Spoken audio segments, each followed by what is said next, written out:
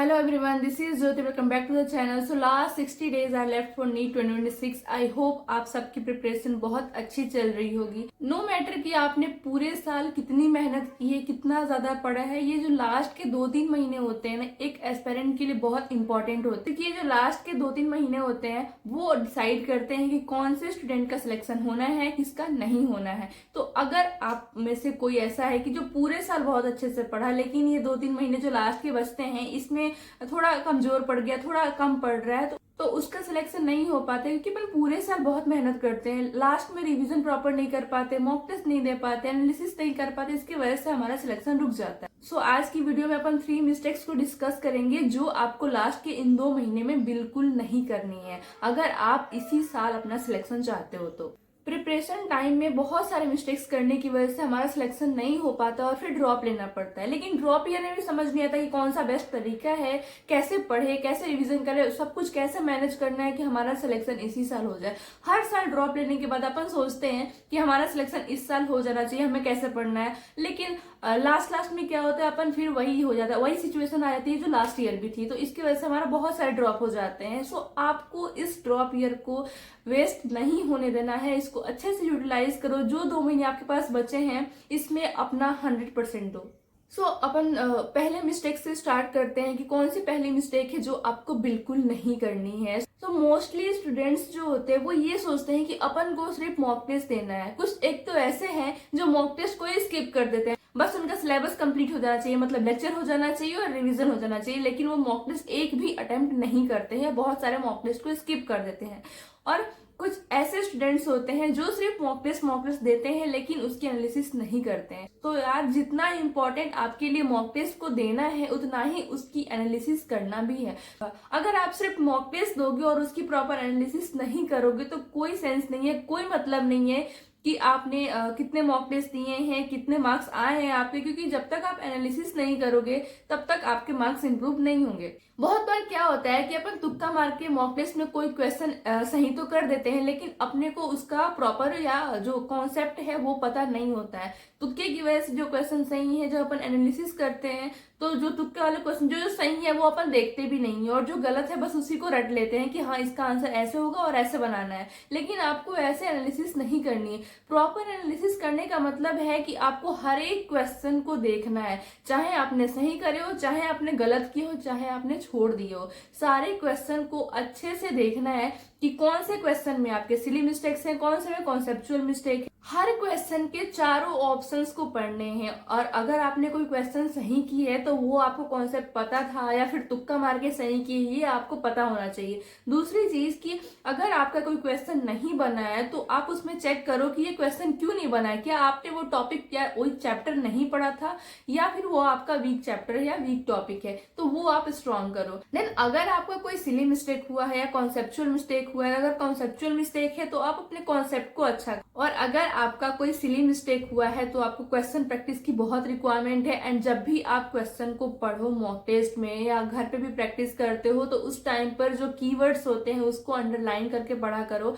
और जब पेपर देते हो तो चारों ऑप्शन को पढ़ा करो. ऐसा नहीं करना चाहिए कि जो फर्स्ट ऑप्शन है अगर वो सही लग रहा है तो उसी को टिक कर बाकी ऑप्शंस को पढ़ा ही नहीं. नीट में हर एक मार्क्स इंपॉर्टेंट होता है. अगर आपका 1 नंबर कम आता है तो आपकी रैंक बहुत नीचे चली जाती है. तो इसलिए सारे क्वेश्चन को अच्छे से पढ़ो, सारे ऑप्शंस को अच्छे से पढ़ो.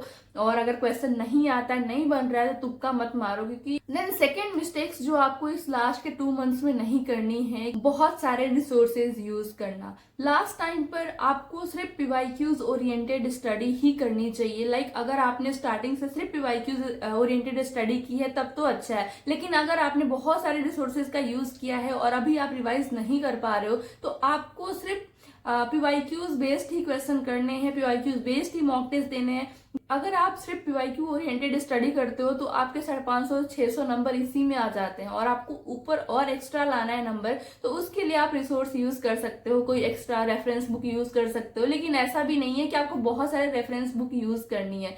आप अगर सिर्फ पीवाईक्यूज करते हो तब भी आपके 600 नंबर आ सकते हैं. पीवाईक्यूज करने से आइडिया लगता है कि कौन से टाइप के क्वेश्चन आते हैं, कहाँ से क्वेश्चन फ्रेम होते हैं, उस क्वेश्चन को कैसे अटेम्प्ट करना होता है, कौन सा फॉर्मूला कब लगाना होता है। तो जब तक आप पीवाईक्यूज की प्रैक्टिस नहीं करोगे आपको परफेक्शन नहीं मिलेगा किसी भी चैप्टर में। ज्यादा नंबर तो अपन लाएंगे लेकिन उससे पहले अपने सिलेक्शन को कंफर्म करो। पता चला आपका 400-500 भी नंबर नहीं आ रहे लेकिन आप सपने देख रहे हो 700 नंबर के, तो यार पहले आप 600 तक तो जाओ। 550 से 600 नंबर अगर आपके आ रहे हैं उसके बाद आप रैंक लाने का सोचो।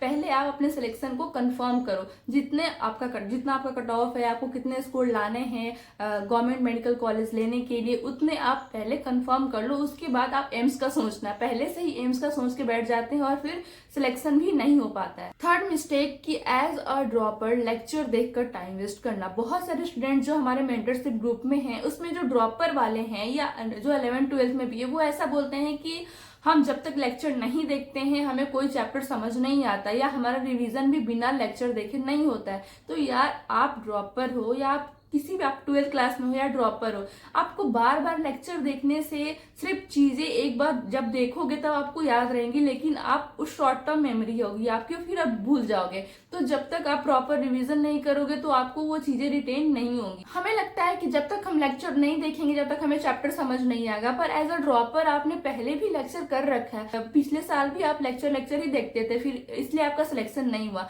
तो आपने हर बार लेक्चर ही क्यों देखना है? पिछले साल लेक्चर देखा था, इस बार ट्राई करो कि एनसीईआरटी से पढ़ो या नोट से पढ़ो। जितनी ज्यादा सेल्फ स्टडी करोगे उतना अच्छा होगा, उतना बेटर होगा आपके लिए। बार बार लेक्चर देख के टाइम वेस्ट करना बिल्कुल अफोर्ड नहीं कर सकते। कुछ बच्चे ऐसे होंगे ना, अभी 2 महीने बचे हैं तो उनका सिलेबस कंप्लीट नहीं हो, तो वो ये सोचेंगे कि हम पहले सिलेबस कंप्लीट कर लेते हैं बाद में मॉक टेस्ट देंगे, और नहीं भी देंगे तो कोई दिक्कत नहीं, सिलेबस कंप्लीट होगा तो वहां जाके स्कोर आ ही जाएगा। पर ऐसा नहीं होता है, आपको दोनों चीजों को साथ साथ मैनेज करना है। सो ड्रॉपर के लिए ये एडवाइस है कि आप अपने टाइम को वेस्ट मत करो लेक्चर देख के, जितनी ज्यादा हो सके आप सेल्फ स्टडी करो। सेल्फ स्टडी से ही आपके मार्क्स इंप्रूव होंगे और आपको कॉन्फिडेंस भी आएगा। सेल्फ स्टडी करो, इसमें आप रिवीजन कर सकते हो, मॉक टेस्ट दे सकते हो, प्रॉपर एनालिसिस करो मॉक टेस्ट की, और पीवाईक्यूज ओरिएंटेड स्टडी ही करो। लास्ट के 2 महीने हैं, बहुत इंपॉर्टेंट होता है सारे एस्पिरेंट्स के लिए, तो इसको अच्छे से यूटिलाइज करो, अपना 100% दो। रिजल्ट की टेंशन बिल्कुल मत लो। आपने अगर पूरे साल मेहनत की है तो आपको उसका फ्रूट भी जरूर मिलेगा। अगर आपने सच में पूरे साल बहुत अच्छे से पढ़ाई की है, बहुत मेहनत किया है, तो आपका सिलेक्शन होना ही है। अगर आपको कोई भी प्रॉब्लम हो, कोई भी डाउट हो नीट 2026 से रिलेटेड, तो आप मुझे टेलीग्राम पर मैसेज कर सकते हो या कमेंट कर सकते हो। Thank you.